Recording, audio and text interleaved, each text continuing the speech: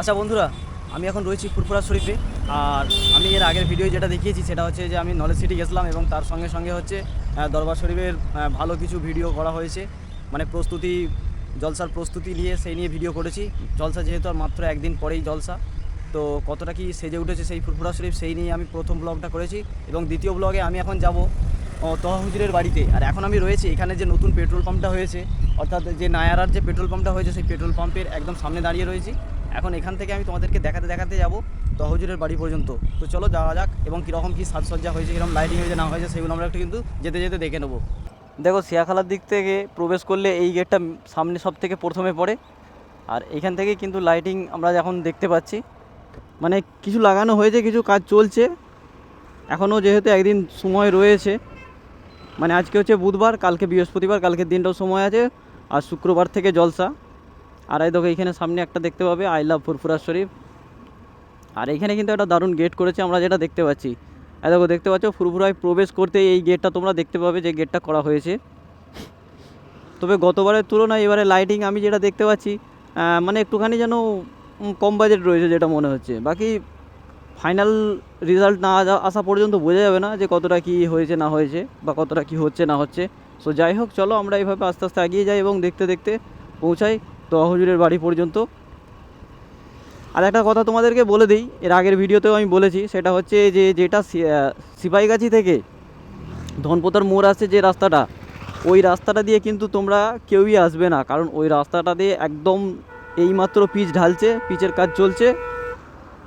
সেই জন্য ওই রাস্তাটা দিয়ে এলে হয়তো সমস্যায় পড়বে।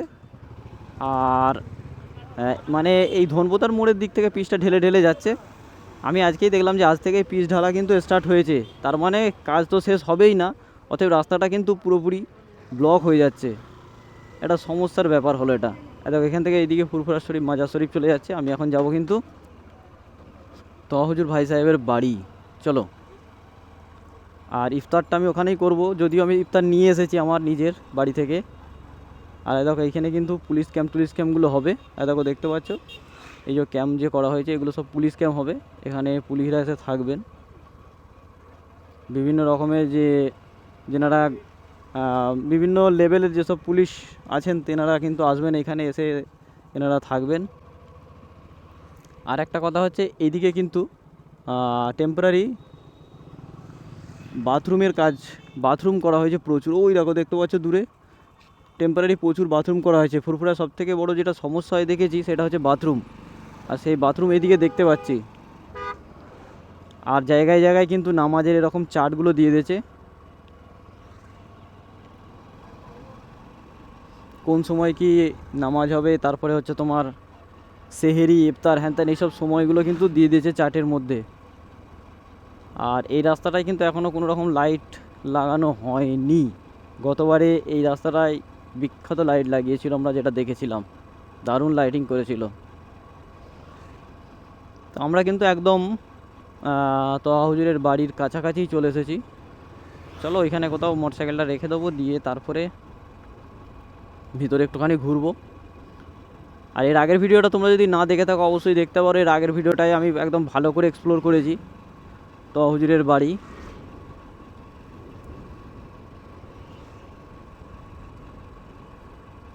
আর দেখো দেখতে পাচ্ছ এখানে কিন্তু বিভিন্ন রকমের দোকান হবে, সেই তারা কিন্তু বাঁশ ফাঁস লাগাচ্ছে আর করছে। আর আমরা এখন পৌঁছে গেছি একদম তোয়া হুজুরের বাড়ির সামনেই।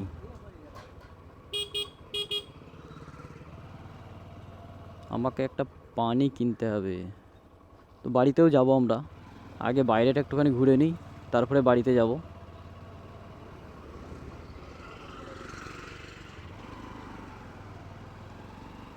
রাস্তার দুই ধারে কিন্তু লাইটিং রিফ্লেক্টর লাগিয়ে দিয়েছে।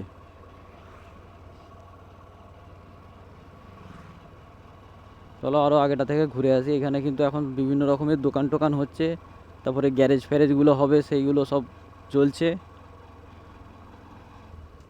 ফুরফুরার সেই ঐতিহাসিক জলসা আর মাত্র একদিন পর। দেখো, যারা তোয়া হুজুরের বাড়ি থেকে ডাইরেক্টলি নলেজ সিটি যেতে চাও তারা এই রাস্তাটাতে যেতে পারবে। মানে তোয়া হুজুরের বাড়ি পিছনে আমরা জাস্ট ছেড়ে এলাম সামনের দিকে, আর এখান থেকে এই যে রাস্তাটা বেঁকে যাচ্ছে এই রাস্তাটা দিয়ে কিন্তু যাওয়া যাবে একদম ডাইরেক্ট নলেজ সিটিতে। তো যারা যেতে চাইবে এইটা দিয়ে কিন্তু খুব সহজে পৌঁছে যেতে পারবে। চলো, আমার পানির বোতলটা নিতে হবে, পানির বোতলটা নেওয়া হয়নি। চলো বাড়িতে চলে যাই। বাড়িতে এক সাইডে মোটরসাইকেলটা রেখে দেবো, দিয়ে ইফতারটা যেহেতু এইখানেই করব, মোটরসাইকেলটাকে এক সাইডে রেখে দিই, দিয়ে তারপর যা হবে হবে। তো আমি কিন্তু আবারও এসে পৌঁছে গেছি তোহা হুজুরের বাড়িতে। আর আজকে ইফতারটা কিন্তু এখানেই করব, যদিও আমি ইফতার নিয়ে এসেছি বাড়ি থেকে। তো মাত্র যেহেতু আর একদিন বাকি রয়েছে ফুরফুরার সেই ঐতিহাসিক জলসা হতে, তো তার আগে আমি তোমাদেরকে একবার দেখিয়ে দিই যে তোহা হুজুরের বাড়িটা কীরমভাবে সেজে উঠেছে। তো যাই হোক, দেখো দেখতে পাচ্ছ জায়গায় জায়গায় কিন্তু মেটাল লাগানো হচ্ছে এবং লেজার লাইটগুলো উপরে লাগিয়েছে। আর এটা হচ্ছে ভিতরে প্রবেশ করেই দেখো এই ছেলেগুলো রোজা রাখেনি, খাচ্ছিল। রোজা রাখেনিস তো তোরা? খাচ্ছিল, আমি এদেরকে দেখেছি এরা রোজা রাখেনি, খাচ্ছিল। তো যাই হোক, চলো ভিতর দিকে একবার যাই, একবার ঘুরে আসি। এখনও সময় আছে, প্রায় আধ ঘন্টা মতো সময় আছে। আর এই আধ ঘন্টার মধ্যে আমাদের একবার ঘোরা হয়েই যাবে। না, আধ ঘন্টা সময় নেই, আর 10-15 মিনিট সময় আছে। 10-15 মিনিট সময় আছে, 10-15 মিনিটের মধ্যেই একবার ভিতরটা ঘুরে নিই। ঘুরে নিয়ে তারপরে ইফতার করব, ইফতার করে এখানেই নামাজ পড়ব। পড়ে তারপরে আমি কিন্তু আবার দরবার শরীফের দিকে যাব। দেখো দেখতে পাচ্ছ শাহী দরওয়াজা।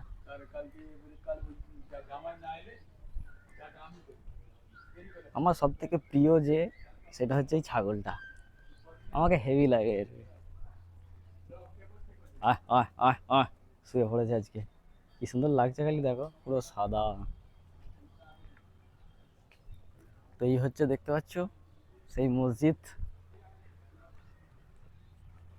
এখন একদম ফাঁকা ফাঁকা। মানে এই সময়টাই একটুখানি, মানে যখন কোনো বড় ঝড় আসে না, বড় ঝড় আসার আগে একবার যেমন সমস্ত পরিবেশটা নিস্তব্ধ হয়ে যায়, ঠিক সেই রকমই একটা পরিস্থিতি এখন এই মুহূর্তে।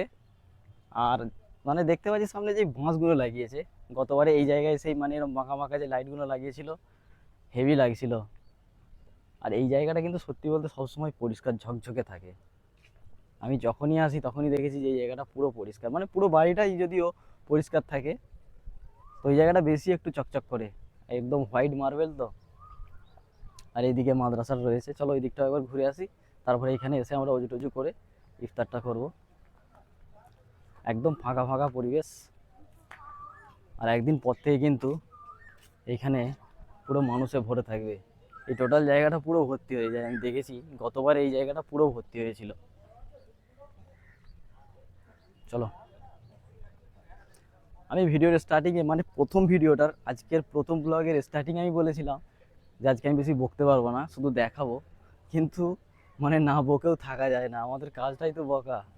আর দেখো এখানেও লাইটিংয়ের কাজ চলছে, দেখতে পাচ্ছি এই যে তার ফার লাগাচ্ছে, এই দাদারা সব লাইটিং লাগাচ্ছে, তাই দাদা লাইটিংয়ের কাজ চলছে। আর দেখো এইখানে কিন্তু ইফতার বসে গেছে অলরেডি। তো আমার ইফতারটা নিয়ে চলে এলেই হয়, এদের সঙ্গে বসে পড়বো। দেখতে পাচ্ছ এখানে কিন্তু ইফতার সেজে অলরেডি সবাই বসে পড়েছে। তাহলে চলো আমি আমার ইফতারটাকে নিয়ে আসি, এনে এইখানেই বসে পড়বো। আর দেখো আমি আমার ইফতার কিন্তু নিয়ে এসেছি, এই যে পানির বোতলটা যদি এখানে এসে কিনলাম।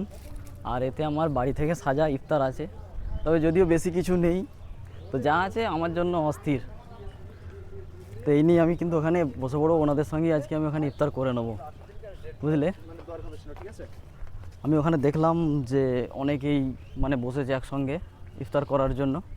তো আমি সেই জন্য আমার বাইকের টুল বক্সে রাখা ছিল, আমি বের করে নিলাম এবং নিয়ে ওদের সঙ্গে একসঙ্গে বসে ইফতারটা করে নেবো। ভাই কতক্ষণ টাইম আছে আর?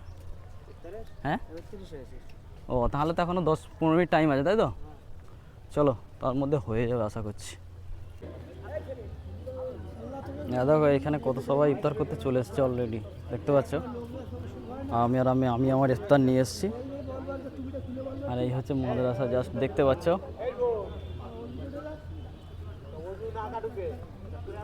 চলো আমি উজুটা করে নিই এবার।